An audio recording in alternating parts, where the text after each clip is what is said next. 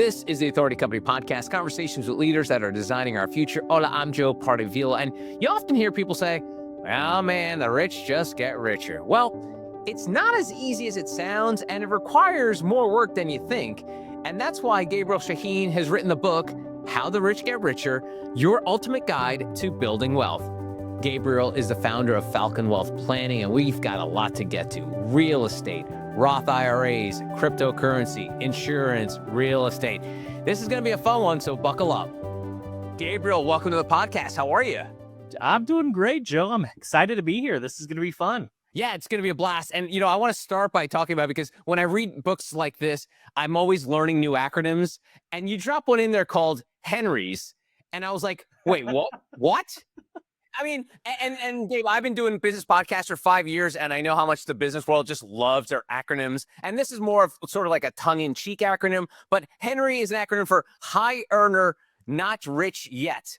Can you tell me how this came into your world, like how you learned about Henry's? We deal with like a lot of mass affluent people. What is that? Net worths of maybe 500,000 to 5 million. So, but then you got like these Henrys, these people making hundreds of thousands of dollars a year. And let's just say they were to build out $200,000 of cash at such a young age, which we'll call under 45.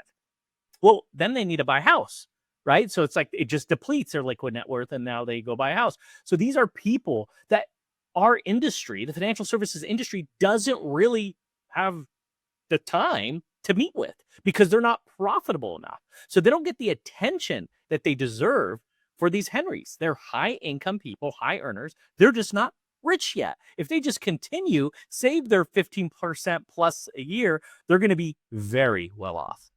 And so describe, give me this, this avatar of a Henry, just so we have, context for this conversation. Who is, you kind of gave me the dollars and cents of it, but who is a Henry in the people that you see? Yeah, I see a lot of people in the tech world. These are people that maybe have options of maybe $1 million, could be even $2 million. These are people that are making maybe $250,000, $300,000, $500,000 a year, but they live in San Francisco or New York or Manhattan, and the cost of living is really a lot. But these are people who are saving money, both maxing out the retirement account, so they have to max out the retirement account, and then they're saving still in this brokerage account, so they can live and buy that house for majority of America might be $500,000, but for them it's like $2 million. So these are executives, these are professionals, these are attorneys, these are accountants. These are people in tech. These are people who make a lot of money or maybe sitting on some options. Their net worth is eventually going to be there, but it's just they're not there yet. And what's different from dealing with this, folks? Because I think, out of this bubble that you live in, Gabriel, I think most people will be like, yeah, you're just describing a rich person. You're just to a lay person, okay, this person's quote unquote rich. I guess it's all relative, but how do you differentiate that when someone walks in and they think, oh, I'm rich, and well, you're not rich yet. Tell me how those conversations go. It's funny, Joe. I actually have this conversation even with somebody with $10, $20 million. So I'm ultra high net worth. I'm like, well, actually, you're not.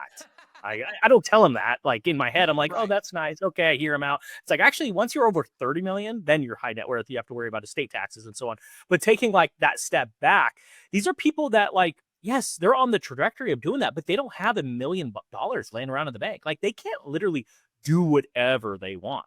They're on track to do whatever they want, but they probably could have maybe $100,000, $200,000, under $500,000 of liquid net worth. So how rich are these people? I get it. The richest person, what's your richest asset? It's you, right? I get what America is saying.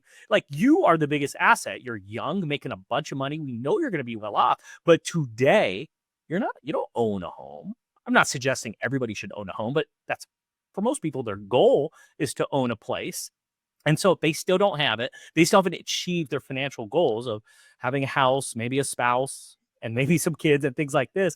Well, then, yeah, they're Henrys because they don't have the tangible goal of having that money. And before we dig into the philosophy and your concepts in the books, because this is all very fascinating to me, how do you personally identify these people as potential clients? Because like I said, it's for the layperson, it's wait, so it's just all the same to me, but to you, it's obviously different and it's more, I guess, nuanced in terms of how you deal with these folks. Is it just word of mouth, marketing? I mean, obviously you're an author now, so that helps.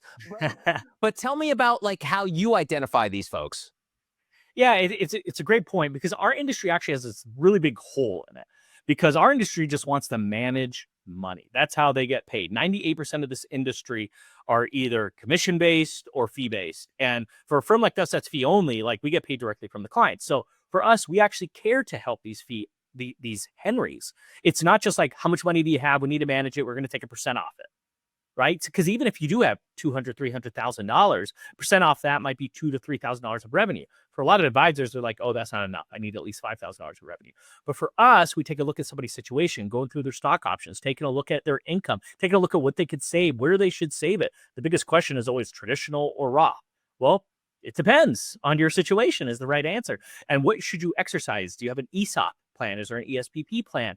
Like, so there are like these nuances for people that do need help. It's not only helping the rich get richer, which I get it. That's a majority of my business. And it's a majority of the financial services business, the tax planning business. But it's really the key concepts of financial planning. People still have and need help with financial. I'm having a child. What should I do? People always say, I wish. And sometimes these are like 25-year-olds. They say, I wish I could have started a few years ago. Like, it doesn't matter. It could be a 45-year-old. I wish I started a few years ago. See, these people just need that attention, that unbiased approach of these are the things that you should be doing, ABC or XYZ. Awesome. So in the book, you break down the term financial, personal finance, because you think it's more personal than finance. And, just talking with you for the last, 5-10 minutes, it seems like that personal touch is very important to you. So let's step back.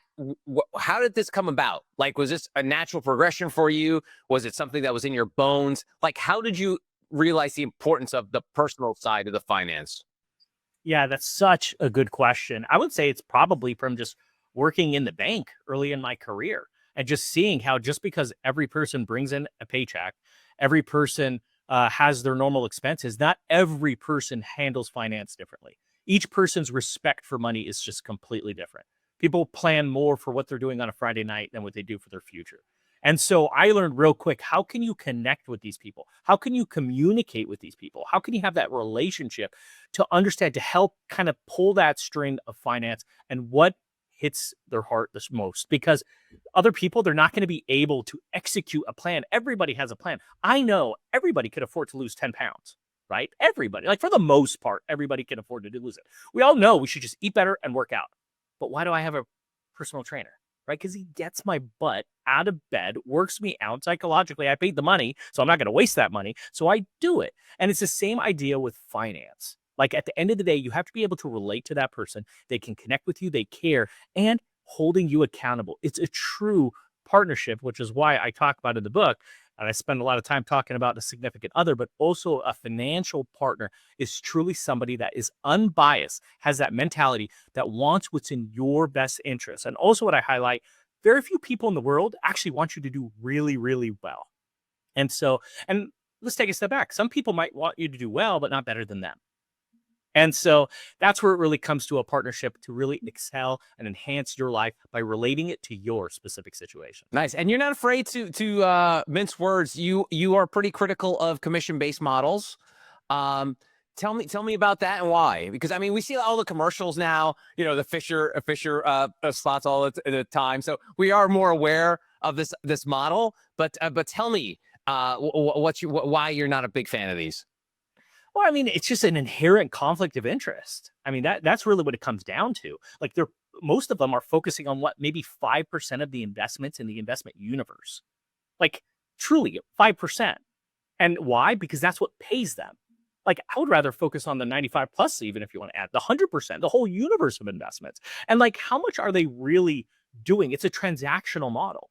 Once they sell it to you, they got paid. That's why there's an exit fee to get out of it. So like, how much value are you really getting when you're going through a transaction model? It's like a dating service. Maybe some people like just a transaction when you go on a date, if you know what I'm talking about. But most people want a relationship.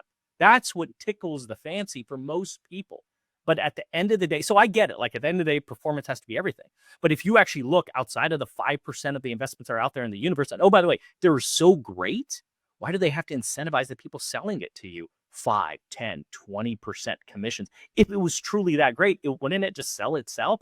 The answer is yes, it would. So if you just focused just on like the universe of investments and truly just find the best investments, they're going to beat the commission-based guys all the time just from cost alone, let alone actually finding a better product. Nice. Let's get into the nitty-gritty here, because you mentioned Roth, and I know Roth IRAs become very popular in the 2000s. I know they started in the late 90s, but kind of really took hold in the 2000s. And you hear about, like, you talk about the rich people, you hear about incredibly wealthy people, really big fans of Roth IRAs.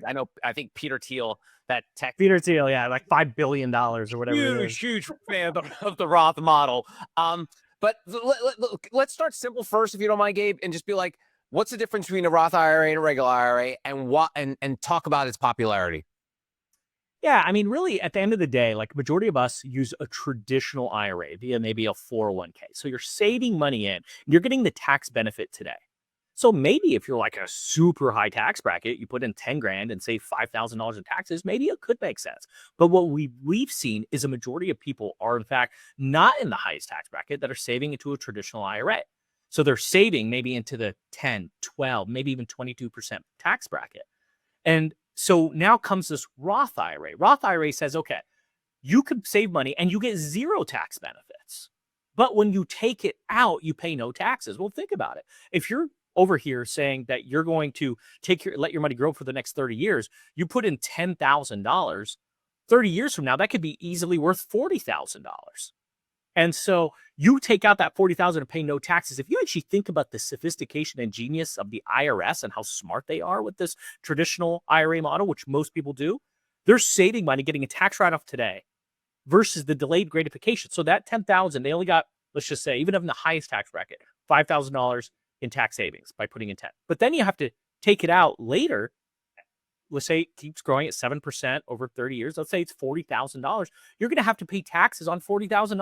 You've never paid taxes on it. And if you just think, oh, don't worry, I'll have my kids have it when I pass away. Well, no, at 73 years old, you're forced to take the money out. The IRS is genius. It's eventually time to pay the piper. You can't just kick the can down the road. I look at it sometimes as a ticking tax time bomb. And that's why I joke and say there's sometimes grumpy old men in retirement because now they're in a higher tax bracket in retirement than they were working. A Roth avoids that.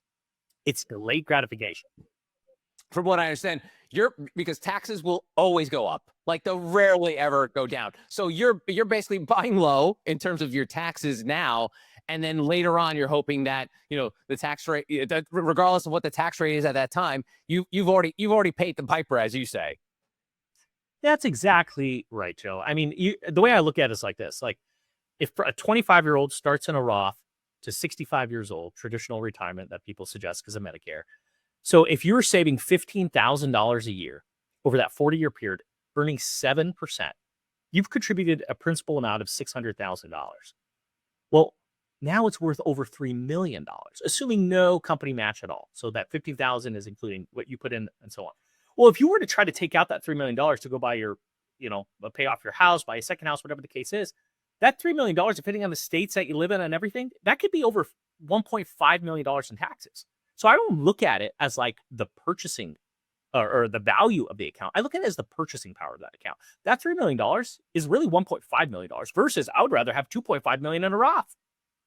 That $2.5 million in a Roth is $2.5 million you could take out. There's no taxes at all. The only negative of it is you never got any tax benefits going into it. Right. But when you look at it, it works more times than not. A Roth makes sense. But that's why personal finance is more personal finance. Maybe in your high income years, you save into a traditional. If you want to retire at 55, God bless you.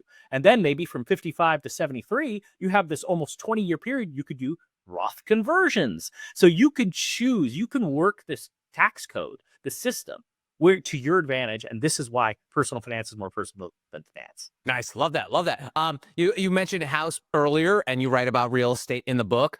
And it is funny because I don't know if you're on TikTok much, Gabe, but like I'll scroll through and I'll usually get like a bunch of like, business experts and thought leaders and stuff like that. And you'll always see this one or two guys and inevitably they're always gazillionaires, but they always say, you shouldn't buy a house. just rent. So, and it's and I always laugh. It's like, well, yeah, it's easier for you to say because you're literally a billionaire and you can live anywhere you want anytime. And you're not worried about generational wealth because generational wealth is done. Yeah. So tell me about this idea of real estate and your take on it. So the proper answer is it depends. And I'll give you a great example like West LA. You could be living in a $5 million house and your rent could be less than $10,000 a month. Like in LA, your property tax on a $4 or $5 million house is $4,000 to $5,000 a month just in property tax. Wow. So like it just depends as the answer. I went to Ty Lopez's house. It's $100 million house. I don't think he's paying more than $100,000 a month, maybe $150,000 a month, whatever the case is. But the property tax would be $100,000 a month if you were to buy that. It just makes no sense to buy that. Now, I'm talking about these bazillionaires for the most part. For a majority of people that aren't bazillionaires, it makes sense to buy a house for so many reasons. Because at the end of the day, there's tax benefits for most Americans. The payment is flat. Part of your payment is building equity by paying down the principal of the property. Rents historically just go up. So if you can afford to do it, it makes all the sense in the world. And now there's a little bit of an asterisk. For example, this conversation was a beautiful, no-brainer conversation up until probably about 2022 when interest rates started going up. And that's when we started comparing owning a house versus renting. Really, it was actually cheaper to rent than actually owning a house, especially in metropolitan areas like Manhattan, San Francisco, and Los Angeles. So now it's like you do have to do an analysis, but if you can afford it, for the most part, for the simple logic is you can always refinance when rates comes down. We can heavily argue, depending on the situation, that it makes sense for you to own versus rent. Yeah, no, it's funny that you mentioned the location and geography because, my entire life I lived in New York City area, and the idea of like buying a house is just like, yeah, sure, but you're not living in the New York City area. Like for working class, middle class people, you're living a good 30, 40, 60 minutes away from Manhattan. So 5 years ago, I relocated to Charleston, South Carolina, and my wife and I were able to build a home. If we were to try to do this in New Jersey, it'd be probably 2 or 3x. So your West LA anecdote is a perfect example of it. It's like, yes, if you want to live in LA, the idea of buying a house in LA is probably not a great idea unless you're one of these billionaires. So it makes total sense. And you also earlier mentioned the 25-year-old. There is an argument amongst the Gen Z set and even the younger millennials that I'm never going to own a home. Never going to own a home. All the boomers and Gen Xers have them all. They're going to keep them. The housing prices are just going up and up and up. It's not meeting, salaries and such. What do you say to that younger person, that younger Henry that walks into your office, Gabriel, and talks about the idea of buying a home? I like to say it's like, remember when you had a big nose and big ears and you never thought you would have a girlfriend, so you tell your friends, I'm never going to get married. It's like the same logic. You'll grow into your nose and you'll grow into your ear and you'll probably turn into a handsome person or a good looking woman. So whatever the idea is, it's just like, I get it. It's so far out of reach. Why would I even psychologically put that as a goal when I know it's so hard to achieve, and that the goal that it actually keeps moving? It's a moving bar because it's just the demand or the supply of the homes are just not there because people don't want to sell their 2.5%, 3% mortgages. So I completely understand where they're coming from, but I also understand that baby boomers who, oh, by the way, a bunch of them own homes, and oh, by the way, 10,000 Americans are turning 65 years old. You know what that means in 30 years from now? They're no longer on this planet. I truly believe in 30 years from now, there's going to be a serious home overflow. I think homes are going to crash. I'm bullish on real estate, probably for the next 20 years until all the baby boomers start dying. So that's a whole other conversation, Joe. All I'm here to say is I get it. Why would you put a goal in front of you that is not attainable right now? And now for the Henrys, it's a goal. So like, I'm curious how many of the Henrys say that. Sure, to your point, Joe, there's a subset of people that want to live as a nomad, right? I get it. Sounds great. But eventually, if you decide to get married, if you decide to have kids, that becomes a little bit more unrealistic. Yeah. It's funny how context is super important because you mentioned earlier about the interest rates on homes, and the interest rates, I think, were in 6s and 7s, right? A couple years ago. They've leveled off a little bit. But then if you talk to one of those boomers, they're like, My house in the 80s was like, well, I think it was like 13%, something, it was like in the teens. It was something absurd. So there's that context. And then also, if you look at sort of middle class wages, someone in the middle class is probably taking what, maybe you know better than this, but like 80 to 100K. Middle class people were not making 80 to 100K in the 80s. So it is funny that, like, I think we see like these goal posts like constantly, you think they're constantly moving, but they're really not, because those posts are moving along with generations and with the dollar, because as we grow older, people are getting paid more. And I'm obviously speaking generally, but if I'm talking about like middle class, upper middle class, those wages of an upper middle class person are not the same as they were 40 years ago. Yeah, there's so many unique studies out there, or just research. It's not even a study. It's just like, just look back what people were getting paid in the 50s and what a price of a home was. And so pretty much they would make $5,000 a year, and the home cost $5,000 a year. And so like that's equivalent to our homes being $100,000 a year. I like using the example of Homer Simpson owning a 4-bed, 3-bed house, or Al Bundy, a shoe salesperson, owning what, if you take a look at that, Married with Children, like it was actually a pretty decent home. So it's like, it goes definitely both ways. But I think the one missing thing that people don't understand, because back then inflation just took care of itself, to your point, Jimmy Carter years, right? The interest rates were 15, 16%, whatever it was. And so here it's like people forget you have to do something with your money. And I think if people actually took their savings account and actually put it to work and invest, then it wouldn't be such a moving goalpost, which was the word I was trying to find. It's more like, hey, my money is also growing. My cash reserve is also growing, quite frankly, outperforming. And then when it drops like it did in 2022, well, there is stabilization in real estate. Naturally, it happens. And you saw that in 2022. So everything just has to be planned accordingly. If you know that money is not going to be touched until you're able to buy a house, then put it to work. Don't just have it in the savings account earning 3-4%.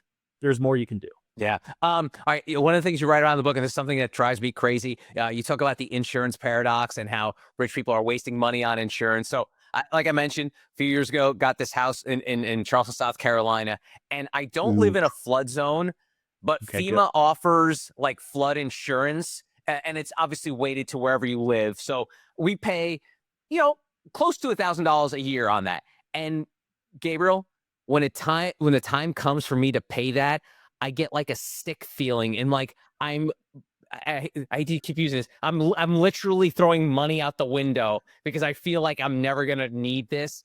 But I have a wife, and my wife likes to have the blanket of comfort of God forbid anything were to happen. Same as me, but also I'm just tying into your book about this idea about like wasting money on insurance. So let's go there. Yeah, California is the same way with earthquake insurance as well. It's kind of government mandated. It's funny, like rich people get it. Like people realize, and the problem is there's so many sales tactics, mostly from the commission-based people, that, hey, you should buy this insurance product because it's like a mini investment. When in reality, like insurance is just one of the things that sucks. It's like taxes. It just sucks. Like you just have to pay money on it, and you never want to use it, right? You never want your house to burn down or get flooded. You never want to get sick with health insurance, right? You never want to get in a car accident, right? Because if you drive a Prius, they're not going to replace it with a Lamborghini, right? And then lastly, you never want to you never want to die. Like you should never be able to profit off it. So you got to be comfortable just letting that money go. Now, here's the interesting thing about rich people. Some of them are like, hey, I can afford to self-insure. They get it. But some of them still understand the risk versus reward feature of it. And as long as you understand that insurance is just there to protect, not where you can make money off it, you can actually live a little bit better. It's just like pumping gas. Like you're going to have to pump gas. Like I stopped looking at how much it is because who cares? I have to pay it anyway. So I just put it in there. And whether it's $50 or $100, I'm lucky enough where maybe I don't have to worry about it being $100, but at the same time, it's just one of those costs that you just have to let go. It's just like Taylor Swift saying she has to get drunk when she has to write a check to the IRS. It's the same logic. You're going to have to do it. Sure, it sucks, but it's just one of those things that you have to do. It's part of adulting, as some of the Henrys may say. Nice. One of the things that I found fascinating in the book was about private jet justification. Not a problem I think I'll ever run into. But let's talk about that a little bit, because I feel like it's one of those things where it's become more and more prevalent. There's rideshare programs where you don't even have to buy the jet outright. You can lease it and such. So let's get into the word justification. Like, when can you justifiably say, like, I don't want to stand on a line at United at Newark Airport for 2 hours. I got a first class ticket. I still got to wait 2 hours, and all this other, the mess that comes with commercial travel. We all know it's awful. But for the lucky few, and obviously it's lucky that they've created most part. The idea of going into personal aviation plays a big role for a lot of these folks. So tell me about the justification of it. Yeah, I mean, let's for now put vanity off to the side, Okay. right? Because who wouldn't want to be in a private jet? We see the reels, we see the Grant Cardones, and we see all these famous people. And so let's just put that off to the side. So the justification is these are for people who can't afford to work on the schedule of what public aviation is. These are people who lose money. I'll give you a great example. Taylor Swift. She has to make it to that concert. There is no delay that is allowed for her, or she loses millions of dollars on that concert. So that is somebody who deserves to fly private. People make fun of her, all these activists. Let's put all that to the side. She has to. So what I've learned from a lot of people that have these airplanes, have these private jets, fly private, is they actually call, I swear, and I think I could have said this in the book, I was like, I swear it's a salesman who put this in their head, because I hear it so consistently. And that is, it is a time machine. And they say a private jet is a time machine. You control time when you fly it. If you can afford it, and if you lose money or you just want to be home to be with the family because you're just, you can't put a price to that, right? Well, clearly you can if you can afford private aviation.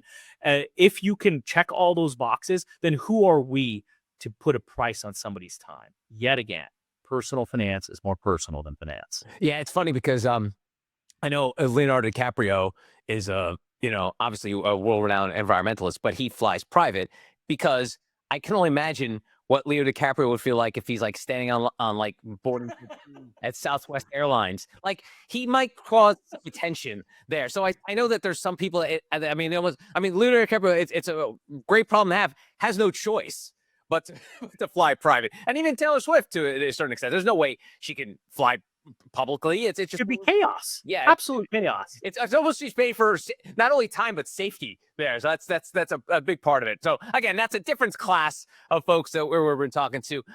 So let's wind down talking about Falcon Wealth Planning. For folks unfamiliar with your organization, what's the model there?